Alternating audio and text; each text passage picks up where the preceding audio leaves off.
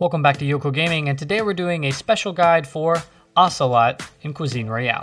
Now, the Spirit Walker himself has a lot of huge buffs coming to him lately, and I wanted to really showcase what all he can do and maybe some strategies to help you use him in a way to make you Diamond Pro. Now, first things first, we need to figure out what he does, and the Spirit Walker ability lets you Spirit Walk just like in the Poltergeist. It even says it in the ability info himself. Now, what it doesn't do is allow you to cause any harm to anybody else, nor does it let you take damage. Now, you are almost 100% opaquely invisible, but they can still see your feet movement, and you can even use this to your advantage.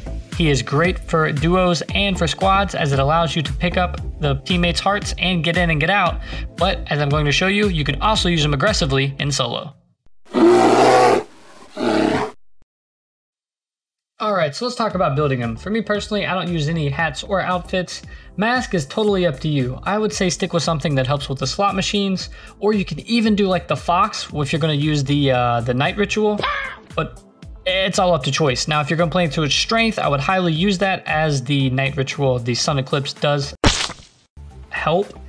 So you could use the Sun Eclipse, the Bush Ritual, and you could even use the Throw Trap Aside. This way you can use it to your advantage as you're using your Spirit Walker ability. Again, it's totally up to you. I use something more like Heaven's Walk and some zombies, but that's just me. If you're going to really play to his strength and really be that snake in the grass, you need some grass, you need the Throw Trap Aside, and you're going to need the Heaven's Ritual. Now, Mystic Scroll, don't worry, you can use whatever. Talisman, me personally, I like consistency and something that's promised. So for me personally, I like to use the thing that gives me souls without me even having to think about it. Now, you can use some other ones. There are some great ones out here, like using the other one that gives you souls as you eat food, and that's always good if you're stacked a lot of food towards the end of the game. You can also use ones that give you souls at the end of rituals if you think you're really spamming rituals, which again can help, but that seems more personal preference. And if you're a killer, you can also get the ones that if you get kills, but I found that this one isn't as good as the one that gives it to you over time. And like I said, you just don't have to think about it. All right, Tombstone, we're not worried about it because we're not going to die. I like to use the Mosquito because it's just the smallest one out there. And then try to get yourself an epic melee weapon if you can, as this will help give you that 1 or 2 shot capability.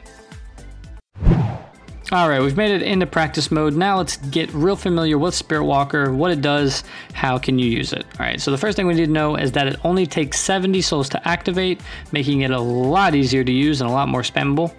It lasts about 20 seconds, which is a good amount of time, and it only takes a cooldown of 30 seconds, which means it's a very spammable ability. Now, it does use your stamina if you sprint through it. You can't pick up items, but you can pick up your teammates' hearts, so it does have its limits. Now, it is great for engaging, as if you are 200% invisible.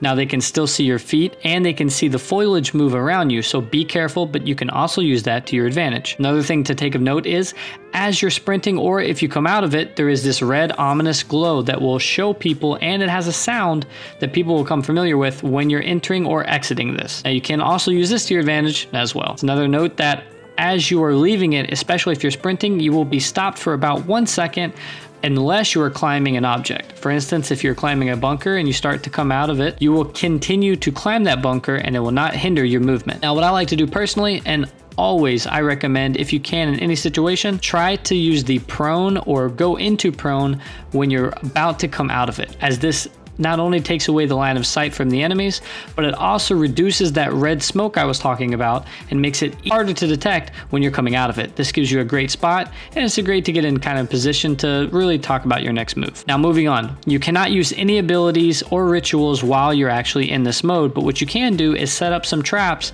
and use it before. Like I said, you can definitely use the Bush Ritual. You can even throw some step asides, so you have to kind of pre-plan with him, right? You can see a target, and I know everything is kind of reaction based, but if towards the end of the game when there's only 8 or 10 people, you kind of have an idea where final circle is, you can start trying to formulate a plan and really think like a mastermind with this character. You can set up some bush traps and then put some traps aside in there, both 1 for you as an escape plan, or 2 to lure people to a certain area while you'll be waiting for them.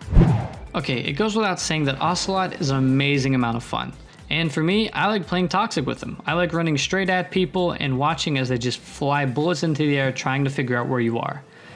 It's not the best, most efficient way, but it's the one that I have fun with, and I would advise you to at least try it out. As a word of warning though, it is 100% easier to trick a human opponent than it is an AI bot, as the AI bots will lock onto you immediately, and they're always going to show exactly where you are because they're going to strafe in your direction with the gun pointed at you. Now they may not always fire at you as soon as you come out of your ability, but they will always lock onto you, so definitely be careful with that. All in all, you have to understand, I thought Ocelot was garbage. When he first came out, I still thought he was garbage. And I thought he was just good for squads, that's why I put him in 3 out of 4 for the original 4 cast, just over Thor, and I still think Thor is absolute trash. Having said that now, a couple months later with all the buffs that have happened, I believe that Ocelot is definitely a contender for solo, and he still becomes a staple for squads and duos. Being able to pick up your friend's heart and get to a campfire without ever being noticed is crazy, no one else can ever do that. And for solos, he can be aggressive with mind games and tactics. You can play aggressive, but you can't play aggressive as Viper. You can't play as aggressive as you can with Beast or something else. You have to be a little bit more tactful and a little bit more mindful and methodical. Set up traps. Use your escape mainly to escape. You can use it to engage, just be mindful of everything that's coming with it. Alright guys and girls, thank you for watching.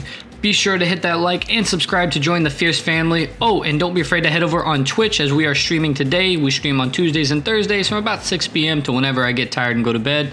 So love you guys, and as always, stay fierce. Peace!